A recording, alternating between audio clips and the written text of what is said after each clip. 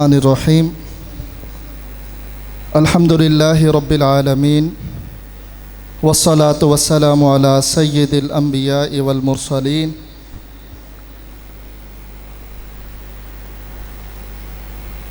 Programme का बाकायदा आगाज़ किया जाता है। वाज़ेह रहे कि हर प्रोग्राम में वक्त का कुछ हिस्सा तलबा के बज़्म के नाम होता है।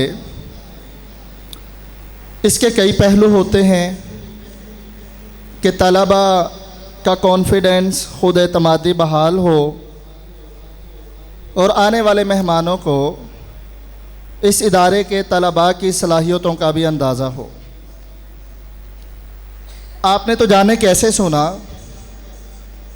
लेकिन मेरे लिए ये एक बड़ा नॉस्टैल्जिया है, याद परस्ती का आलम है कि हम भी ऐसे ही थे जब आए थे वीराने में। नए दीवानों को देखें तो खुशी होती है। हाफिज़ या शायर याद साहब बैठे हैं, हंस रहे हैं, हमने भी यहीं से यूं ही पढ़ा। लेकिन अब क्या है कि असीर पंजा यहदे शबाब करके मुझे, कहाँ गया मेरा बचपन ख़राब करके मुझे।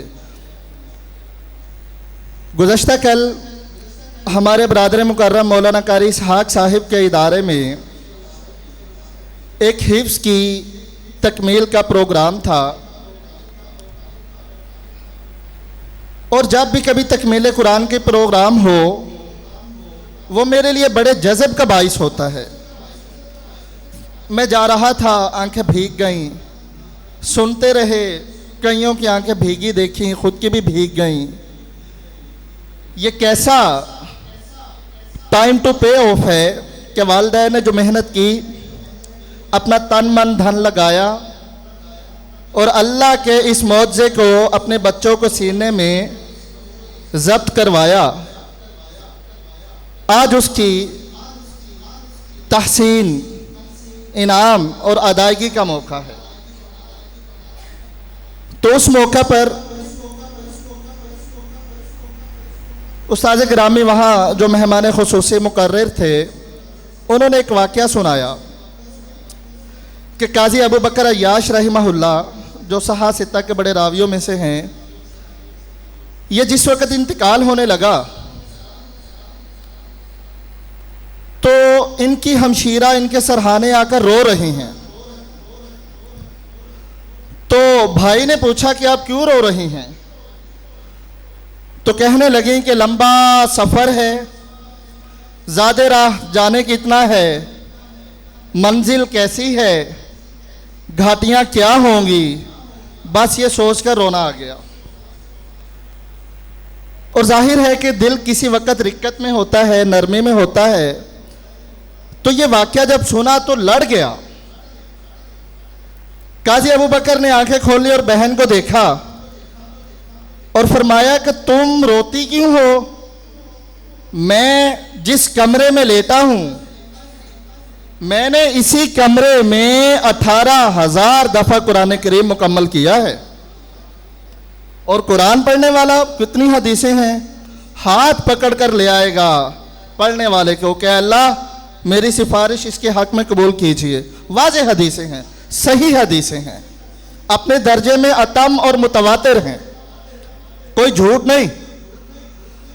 ये वाक़या सुना तो कैफियत में रात तक ये बात रही। रात बरादर मुकर्रम घर आए, इसी गुफ्तगू पर कुछ गुफ्तगू शुनीद होती रही।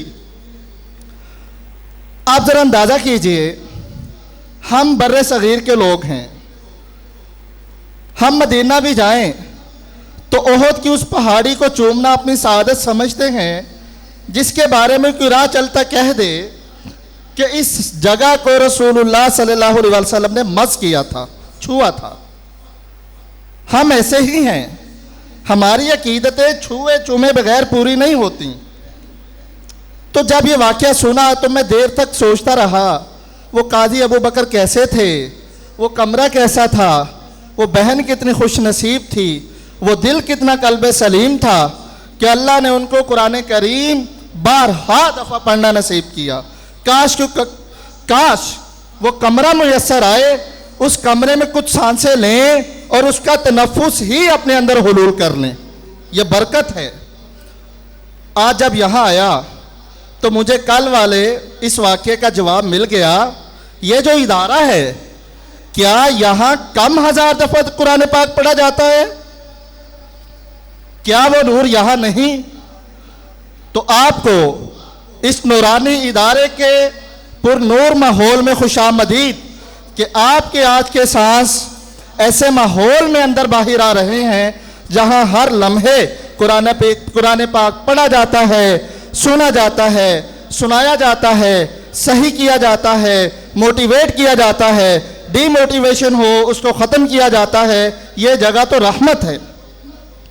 तो आज के इस प्रोग्राम में, इस मुबारक जगह पर आपको खुशामदीद और आपका आना ज़हन नसीब, अहलन व सहलन मरहबा। हम प्रोग्राम का बाकायदा आगाज़, आपने अभी तक बच्चों की तिलावत सुनी। हम इन बच्चों के उस्ताद मुकर्रम, हमारे इदारा हाजा के काबिल और बेहतरीन मुदर्रिस कारी फैसल साहिब दामत बरकातुहुम से मुल्तमिस हूँ कि वो आएँ और आकर तिलावत कलाम पाक से इब्तिदा फरमाएँ और हमारे कल्ब व अज़हान को मुअत्तब फरमाएँ। जनाब कारी मौलाना फैसल साहिब।